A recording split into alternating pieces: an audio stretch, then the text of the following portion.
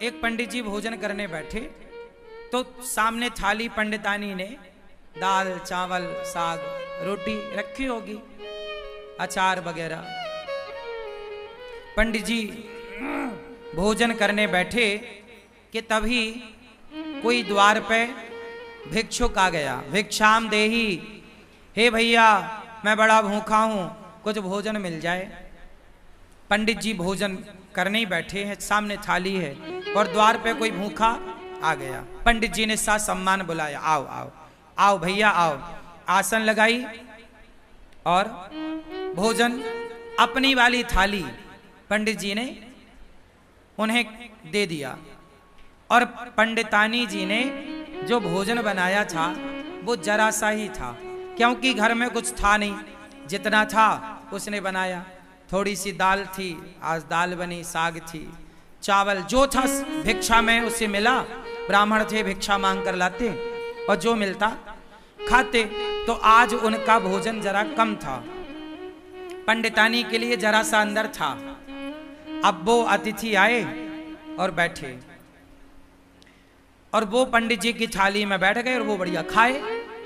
पंडित जी अंदर गए, पंडितानी से कहा कि थोड़ा और दो रोटी। तो उसने बोला कि बस ये आखिरी 2 रोटी बची हैं। जब पंडितानी ने कहा कि आखिरी 2 रोटी बची हैं, तो वो जो बाहर बैठा खाने वाला अतिथि था उसने सुन लिया कि अब बस इनके पास 2 रोटी बची हैं। तो पंडित जी दोनों रोटी लेकर आए और कहा भैया प्रसाद पाओ, एक और दो रख दूं। उसने कहा नहीं नहीं अब नहीं चाहिए। वो भी समझदार कि अब बेचारे ये क्या खाएंगे, तो मना कर दिया। पंडित जी ने कहा ना, आप हमारे अतिथि हैं, आप पेट भर के खाओ। अच्छा बोले आपकी इच्छा है तो एक रख दो। तो एक रोटी रख दी गई और एक रोटी बची। अब वो अतिथि तो बढ़िया दाल चावल सब्जी रोटी खाकर 5 रोटी खाकर खुश था। पंडित जी की थाली में पंडितानी जी ने 4 रोटी रखी थी फर्स्ट में, 5 रोटी एक और मिल गई। 5 रोटी खा के उसका बढ़िया पेट भर गया, वो चला गया। अब दोनों पंडित पंडितानी बचे तो पूरे बर्तन लाके बाहर रखे और थाली लगाई 2। अब 2 थाली लगी हैं, पीछे की बची हुई जरा सी साग। अब आप जानते हैं दाल बची तो क्या बची होगी, जरा कटोरी आधी कटोरी। अब उसमें दोनों लोगों ने थाली अपनी पंडित पंडितानी ने तैयार करी और रोटी थी 1। तो आधी रोटी पंडित जी ने रखा, आधी रोटी पंडितानी जी ने रखी।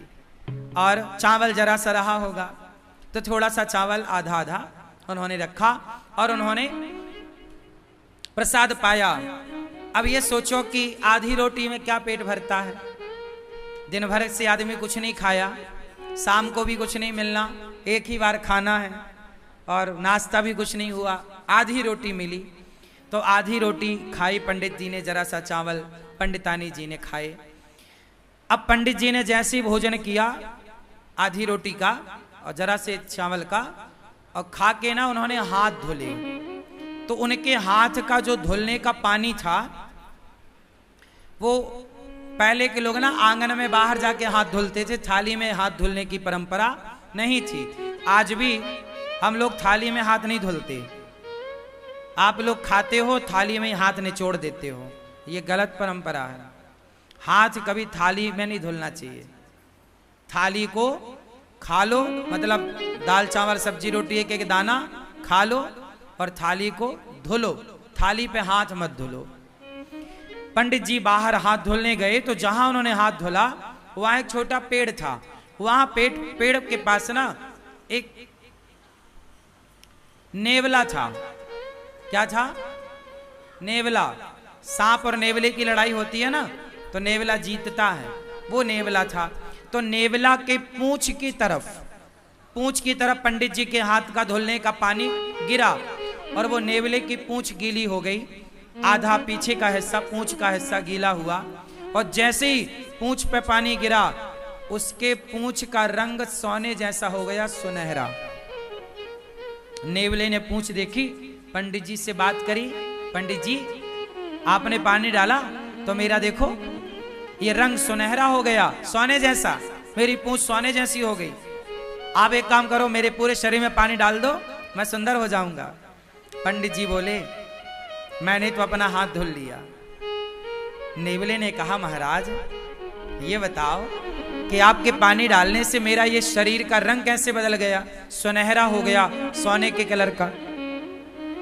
अब मुझे पूरा शरीर सोने का करना है, पूरा शरीर सोने की तरह चमके मेरा। आधा हो गया मेरा, आधा बताओ कैसे होगा। कल मैं आऊं, आप मेरे ऊपर फिर हाथ धुल देना। पंडित जी बोले नहीं, अब तुम जाओ धर्मराज युधिष्ठिर के राज्य में। धर्मराज युधिष्ठिर यज्ञ कर रहे हैं, उस यज्ञ में ब्राह्मण लोग भोजन कर रहे हैं। जाओ, जहां ब्राह्मण लोग भोजन करके हाथ धुलेंगे, धर्मराज युधिष्ठिर सबको अन्नदान कर रहे हैं, बहुत बड़ा यज्ञ हो रहा है। जाओ, यदि तुम्हारा किसी ब्राह्मण के हाथ धुलने के जल से यदि तुम्हारा शरीर सोने का हो जाए तो समझ लेना कि धर्मराज का यज्ञ पूरा हो गया। जाओ। अब वो नेवला बड़ा खुश धर्मराज युधिष्ठिर के राज्य में पहुंचा, और जहां सारे ब्राह्मण भोजन करते और पानी से हाथ धुलते, एक अलग जगह पर नेवला जाके वहीं बैठ गया। हजारों नहीं लाखों ब्राह्मणों ने हाथ धुले, हजारों नहीं लाखों लोगों ने प्रसाद पाया, लेकिन नेवले का रंग सुनहरा नहीं हुआ। अब जब सारे ब्राह्मण खाए, दक्षिणा ले लेके चले गए, तो धर्मराज युधिष्ठिर बोले देखो, अर्जुन बोले कि देखो अब राजाओं की एक सभा लगी। उस राजाओं की सभा में अर्जुन ने बोला, भीम भैया ने बोला, देखो आज तक के इतिहास में इतना बड़ा अन्नदान जितना बड़ा धर्मराज युधिष्ठिर ने किया, जितना बड़ा यज्ञ युधिष्ठिर ने किया, आज तक किसी ने नहीं किया। इतना बड़ा यज्ञ किसी ने नहीं किया, इतना बड़ा अन्नदान किसी ने नहीं किया, इतना सारा सोना चांदी हीरा मोती दान दिया युधिष्ठिर जी ने। तब नेवला बोल पड़ा, नेवला, ए भीम चुप रह।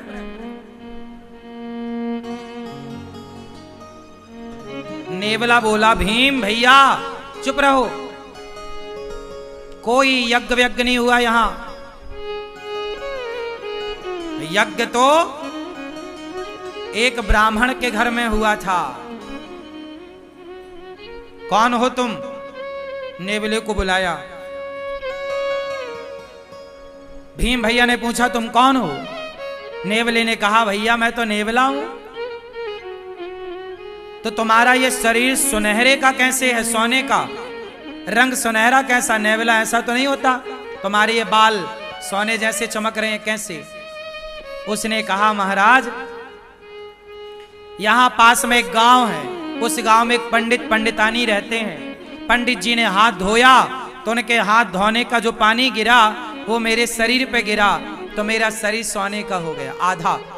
और उन्होंने कहा कि युधिष्ठिर के यज्ञ में जाओ, यदि तुम्हारा पूरा शरीर सोने का हो जाए तो समझ लेना कि उनका यज्ञ पूरा हो गया। पर सुनो, तुम्हारा कोई यज्ञ पूरा नहीं हुआ, मैंने तो कब से बैठा गीला होता रहा, मेरा शरीर सोने का नहीं हुआ। और तुम कह रहे हो कि धर्मराज ने इतना बड़ा यज्ञ किया, इतना दान किया।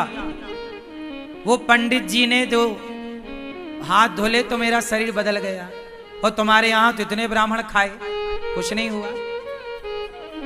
भगवान श्री कृष्ण भी उस सभा में बैठे थे। भगवान कृष्ण मुस्कुरा रहे हैं मंद मंद।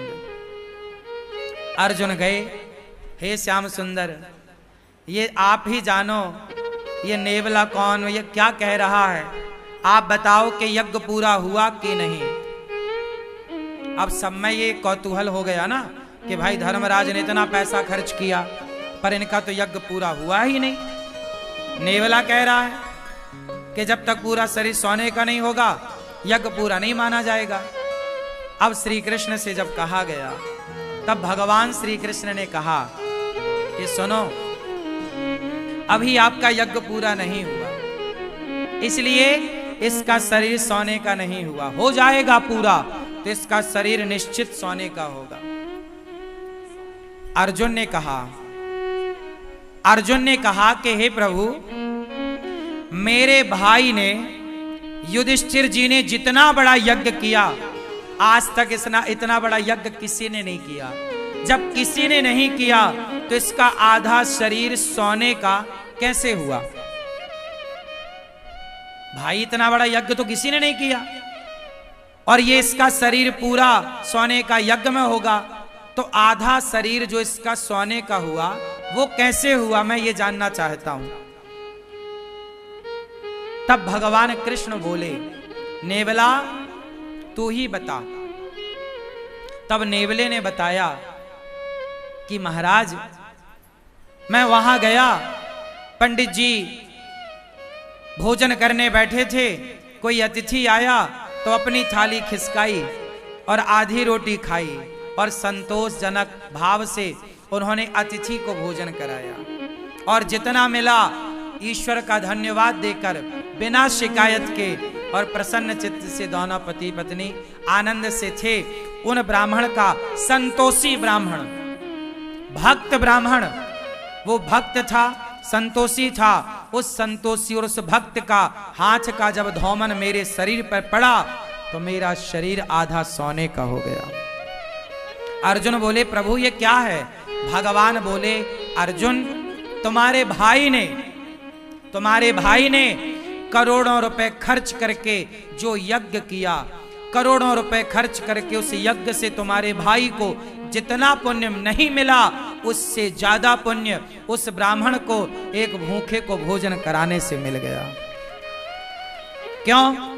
क्योंकि तुम्हारे पास तो करोड़ों हैं, तो तुम करोड़ों खर्च कर रहे हो, पर ब्राह्मण के पास तो एक थाली भोजन ही था, 4-6 रोटियां ही थी, लेकिन उसने अपना संपूर्ण दान कर दिया, सर्वस्व दान कर दिया। उसकी तो सर्वस्व के नाम पर इतनी ही संपत्ति थी ना, थाली में भोजन। अर्जुन बोले, अब ये बताओ इसका शरीर कैसे सोने का होगा? बोले, आपके राज्य में कोई भूखा है, जाओ पहले खोज करो। खोज किया तो पता लगा कि जंगल में एक महात्मा भूखे बैठे हैं। धर्मराज का यज्ञ सब ब्राह्मण भोजन कर लिए, पर एक ने नहीं किया, तो अभी यज्ञ पूरा नहीं हुआ। उस महात्मा को बुलाया गया, निवेदन किया गया, और जब वो आए और उन्हें भोजन कराया गया, और जब उन्होंने हाथ धुले तो उनके हाथ का धौमन इसके शरीर पे जाकर पड़ा, तो इसका पूरा शरीर सोने का हो गया, एक सा हो गया, पीछे से आगे तक सुनहरा हो गया पूरा। इसके बाल बिल्कुल सोने की तरह चमकने लग गए। घंटा बंधा था, टन टन टन टन करके बजने लग गया। युधिष्ठिर, आपका यज्ञ संपन्न हुआ। यज्ञ कब पूरा हुआ? जब भोजन कराया। कोई भी यज्ञ कर लो साहब, जब तक अन्नदान नहीं करोगे वो यज्ञ पूरा नहीं होगा। इसलिए सबसे बड़ा यज्ञ अन्नदान ही है। आप और किसी यज्ञ में उलझो मत, आप सीधा किसी भूखे को भोजन करा दो, वही सबसे बड़ा यज्ञ है। इसलिए गौरी गोपाल आश्रम में रोज यज्ञ होता है। कौन सा यज्ञ? सेवा का यज्ञ। सवेरे 8 बजते ही संतों की टोली आ जाती है, कीर्तन करने लग जाती है। रोज गोविंद हरे गोपाल हरे, रोज कीर्तन होता है गौरी गोपाल में संतों के द्वारा, और उन्हें भरपेट आप लोग दान करते हो, उन्हें आप भोजन कराते हो अपनी ओर से। आप लोग जो एक दिन का गौरी गोपाल अन्न क्षेत्र बांटते हो संतों को, तो जितने संत भोजन करते हैं आपके द्वारा, एक एक संत एक एक यज्ञ का फल आपको दे करके जाते हैं। इसलिए गौरी गोपाल आश्रम में जो संत भोजन करते हैं वो किसी यज्ञ से कम नहीं है। तो आप भी अपनी बेटी के नाम से, बेटे के नाम से अन्नदान जरूर करिए। और आप भी गौरी गोपाल आश्रम की ये संतों की सेवा के लिए जो अन्न क्षेत्र अखंड निःशुल्क संतों को रोज अन्नदान होता है गौरी गोपाल में, आप भी अन्नदान करिए और आप भी इस अन्नदान की सेवा से जुड़िए। कोई भी कार्य, इसलिए कहता हूं मरने के पहले गौदान, भागवत और अन्नदान, मरने के पहले ये 3 काम कर लेना, फिर बिंदास आराम से मरना, केवल मरने को रह जाए आखिरी में। मरने के टाइम आदमी कुछ कर नहीं पाता, जीते जी कर लो अच्छे काम, मरने के